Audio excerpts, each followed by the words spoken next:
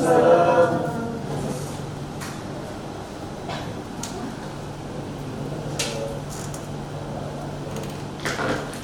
Mas Bini sekalian, selamat pagi. Assalamualaikum warahmatullahi wabarakatuh. Waalaikumsalam warahmatullahi wabarakatuh. Baik, sebelum kita memulai perkuliahan pada hari ini, ada baiknya kita memulai dengan pembuka kata ucapan basmalah. Bismillahirrahmanirrahim.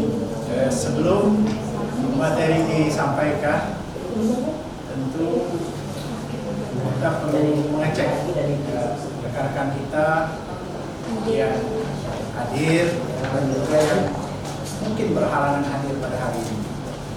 Kemudian Istiana, berikutnya Elsa, Sofiatul Nisa, Siti Nur Hasanah, ya, Diki Abrizal, Rudi Irawan, kemudian Dani dan Desi tidak ada ya? Berbahagia kita hari ini masih diberikan kesehatan, dapat bertemu kembali. Kemudian hari ini berbeda dengan kejadian juga yang telah sudah. Ya. Mungkin kemarin ada yang kurang semangat, hari ini menjadi semangat. Ya. Baik, kita materi pada hari ini yaitu masih seputar tentang metodologi pengajaran FAI. Nah, tidak terlepas dari itu, kita apalagi kita perguruan tinggi yang berbasis Islam, Universitas Islam, tentunya pembelajaran agama Islam itu melekat pada diri kita. Baik, sebelum materi dilanjutkan, tentunya mungkin perlu kita ada motivasi ya, yang nantinya saya sampaikan. Perkenalan, karena kita sudah pertemuan yang sekian kalinya ya, tidak perlu perkenalan, dan kita lanjutkan dengan motivasi bahwa apa itu pendidikan. Pendidikan merubah pola pikir, pola sikap, dan tingkah laku. Berarti berbeda yang punya pendidikan yang tidak punya pendidikan. Pola pikir, pola sikap, dan tingkah laku. Maka sesuai dengan tridharma penting itu ada ilmu pengetahuan, penelitian, pengabdian masyarakat. Apa bedanya dengan orang punya pendidikan? Tentunya apa masalah itu dikaji secara ilmiah dengan ilmu, kemudian diteliti ya akar masalahnya, ya baru kita bergabung dengan masyarakat tadi, mana yang pendidikan itu bisa merubah pola pikir, pola sikap, dan pola tingkah laku. Belum masuk ke materi. Kemudian di mana posisi kita, ya? Pendidikan itu dinikmati, dirasakan oleh manusia. Manusia, sebaik-baik manusia itu ya, yang bermanfaat bagi orang lain.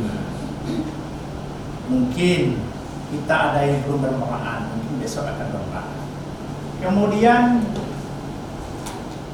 banyak moto hidup juga, ya, ada mencari kekayaan, ada mencari kesenangan. Kita boleh berusaha mencari kesenangan, tapi yang kita kejar mungkin ketenangan. Kemudian ada kata-kata motivasi, ya, kebiasaan itu, ya, belum tentu benar. Perbuatan yang tidak baik biasa kita semua. Tapi kalau kebenaran, ya, itu sudah pasti yang biasa kita lakukan. Ya, jadi yang benar itu adalah yang biasa kita lakukan. Penyakit, tahu penyakit? Tahu penyakit? Sesuatu yang tidak membuat kita nyaman. Nah, itu. Salah satunya apa? Malas. Nah, malas bagian dari penyakit berarti. Yang berikutnya apa? Tidak mood. Ya, apa itu? Tidak mood. Ya, ya tidak selera, tidak cocok, mungkin ya tidak puas. Ya. Yang terakhir merasa kurang perlu terhadap ilmu. Ya. Maka kalaulah ilmu dia mengatakan tidak perlu, maka agak repot. Sendiri, mengevaluasi diri, berdakwah pada diri kita, ya, mengingatkan pada diri kita sendiri, ya, berkata pada diri kita sendiri, ya, nanti sudah itu baru kita munculkan kepada rekan-rekan, teman-teman dan keluarga. Bekerjalah dari hal yang kecil, ya. Mungkin Anda pernah dengar apa itu metode? Apa itu metode? Ya, ya, cara menyajikan materi, ya, kemudian baik itu pendidikan, pelatihan, ya, atau di pembelajaran, baik itu mahasiswa atau siswa, ya. Sama dengan Anda kuliah, apa tujuannya?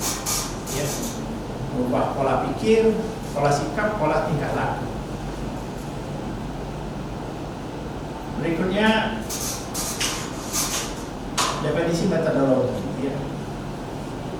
Ilmu tentang metode atau uraian tentang metode, ya.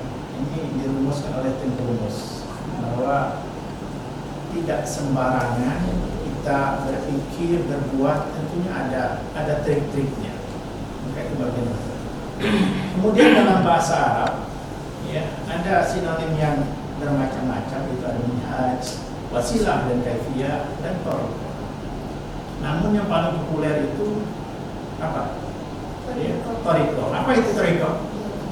Ya, jalan atau cara yang harus ditempuh. Ya. Berikutnya, apa hubungan metodologi pembelajaran pendidikan Islam dengan Al-Quran surah An-Nahl ayat 125? Ya. Jadi kita bacakan. Bismillahirrahmanirrahim. Ud'u ila sabili rabbika bil hikmah wal mau'izatil hasanah wajadilhum billati hiya ahsan. Inna rabbaka huwa alamu biman dalla an sabili wa huwa alamu bil muhtadin. Serulah manusia ke jalan Tuhanmu dengan hikmah dan pengajaran yang baik. Ya. Apa hubungan? Ada hubungan.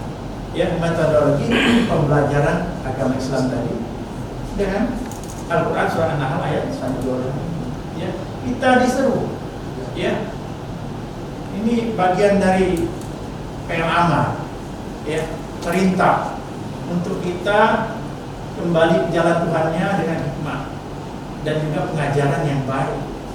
Ya. Bagaimana yang tidak baik berarti tidak diajarkan di dalam agama. Ya. Kemudian debatlah mereka dengan cara yang lebih baik. Nah, ini ada hubungan dengan moderasi beragama sekarang. Ya, kita lihat di dunia maya, di media, banyak yang berdebat itu dengan cara yang tidak baik. Ya, antar sesama umat beragama, ya, juga antar umat yang lain di agama kita. Ya. Al-Quran mengajarkan debatlah dengan baik, belajarlah dengan baik, dan ambillah hikmahnya dari pelajaran itu dengan baik. Dan ini sering ada hujat-menghujat namanya, ya. Bahwa pemerintah salah, agama yang benar. Sering dibolak-balik, agama yang mengajari salah, penganutnya, ya. Secara, ya, zahirnya perintah agama itu sudah benar. Artinya manusianya saja tidak membawanya kepada kebenaran. Maka dia sering berdebat, dan timbullah, ya, fitnah di mana-mana. Maka ulama dan umara, maka ada hubungan dengan moderasi beragama yang kita pelajari. Apa hubungan metodologi pembelajaran panjang ayat Al-Quran tadi surat, ya, An-Nahl yang kita paparkan?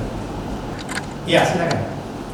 Menurut saya hubungan antara Quran surah An-Nahl 125 dengan metodologi pengajaran bahwa, Ya, ketika kita menjadi guru dan mengajarkan murid-murid itu maka harus dengan hikmah dan pengajaran yang baik. ya. Tidak boleh dengan marah-marah. Bagaimana kondisi sekarang itu terjadinya bully dan lain sebagainya terhadap siswa atau siswa yang sama siswa atau siswa dengan guru, ya, artinya tidak sesuai dengan ajaran Islam, ya. Bahkan juga ada ketentuan dari pendidikan dan pengajaran sebenarnya, ya, menjadi guru yang berwibawa, yang lemah lembut, mendidik, mengajar, menuntun dan mengasuh. Mudah-mudahan Anda masuk jadi guru yang bermartabat, yang berguna bagi bangsa dan negara. Saya rasa itu dapat disampaikan. Terakhir, ya, ada simpulan yang dapat kita sampaikan, yang dapat kita petik dari materi yang disampaikan tadi. Yang pertama, bahwa metode pelajaran pendidikan Islam itu sudah membahas secara sistematis, ya, dan efektif untuk melaksanakan proses interaksi antara guru dan siswa. Penting bagi belajar metode, yaitu membentuk serta didik yang beriman dan takwa, berhak mulia dan benar kebenaran.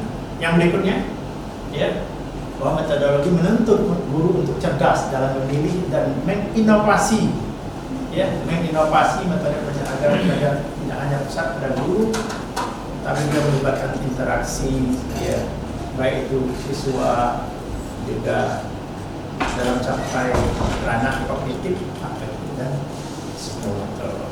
Saya rasa itu dapat disampaikan dan kita sehat dan bisa bertemu kembali pada pertemuan yang akan datang. Ya. Ada kesan-kesan yang mau disampaikan? Ya, ya, mungkin cendrawasih burung irian. Ya, terima kasih dan cukup sekian. Ya, kita tutup pertemuan dengan ucapan Alhamdulillah. Assalamualaikum warahmatullahi wabarakatuh. Waalaikumsalam warahmatullahi wabarakatuh.